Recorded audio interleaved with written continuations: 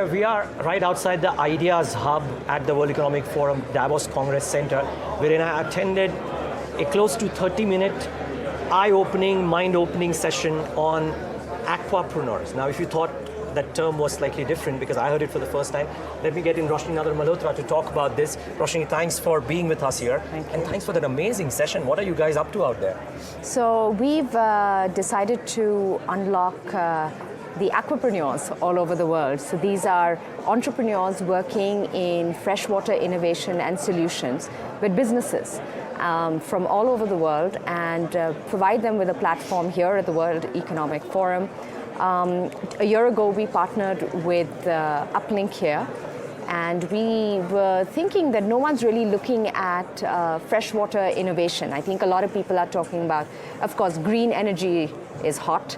I think anything to do with carbon is hot, but anything to do with water is still not getting the due attention. So we launched a 15 million fund here over the next 5 years. And each year we will be finding 10 aquapreneurs from different parts of the world who have innovative, ready-to-scale solutions in freshwater.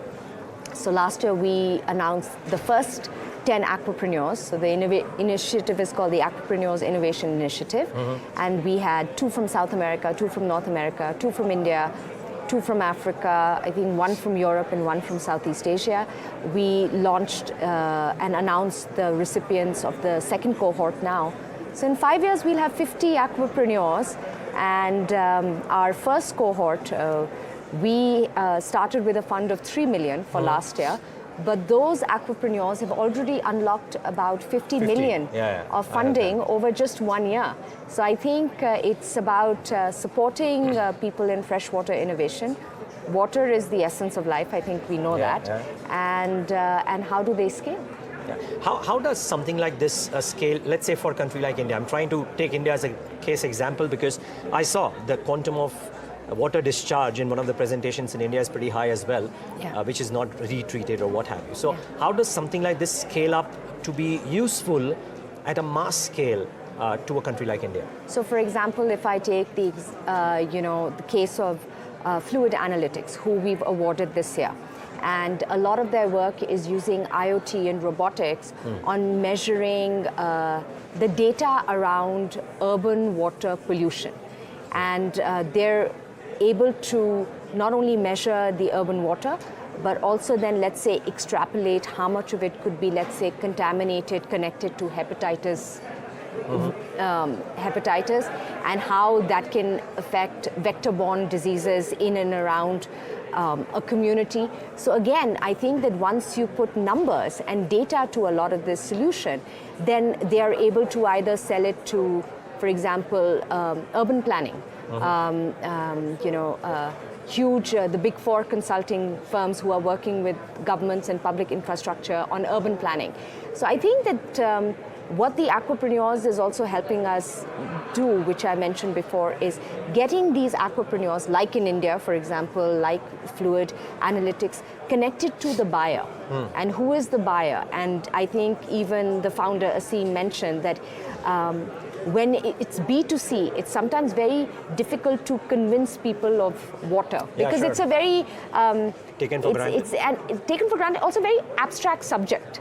But I think that if you can bring in a B2B kind of ecosystem, it becomes much easier for them. So we're hoping that HCL, along with WEF, can provide them with that sort of validation and credibility for the marketplace. Yeah, most important. And just one last question here would be, how, I know this is pro bono and this is not from a perspective of capitalism, but what kind of scale do you anticipate a program like this could have? Because, I mean, everybody talks about how the next 25 years the world will see freshwater challenge. So all that you're doing is very vital, not for India, for the world as well, but what kind of scale can something like this get?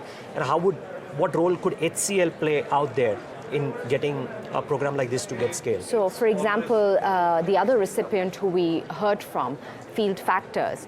Now, if you look at her scale, just in the Netherlands, where she's piloted, it's 1.5 billion liters of water, which is converted into circular aquifers. convert that to, let's say, India, where we have more than 1 billion people, and look at the size of our cities. And if we look at rain, we look at urban flooding and some of these. I mean, can you imagine if we can actually create circular aquifers under our own cities that can service us? I mean, you're talking about multiple billions, of liters of water which can be used. And some of our new infrastructure development, if you look in some of the big cities like Delhi, as well as Bangalore, I think some of those are already thinking about that development when they develop these big societies that you and I live in, So I think that because we're a country which is developing, it's going to be much easier for us to scale because we're still in the thought process. Whereas there are some economies all over the world and countries which are already developed. So they have a lot of undoing to do before they can redo. So I think that there's huge potential. And I mean, for HCL, just the fact that we're Indian, and India is centered to our strategy. Exactly. I think that we can really help them provide a platform.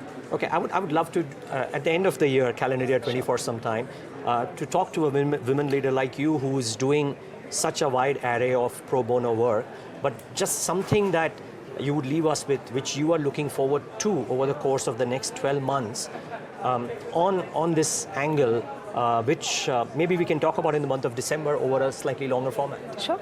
So what is it that you're looking forward to before we wrap this up?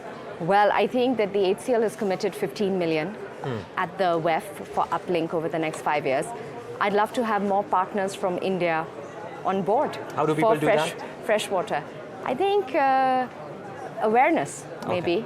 Yeah. Okay, great. Roshni, thank you so much for talking to us. Much appreciated, and keep up the great work. Thank you so much. And viewers, thanks for tuning in.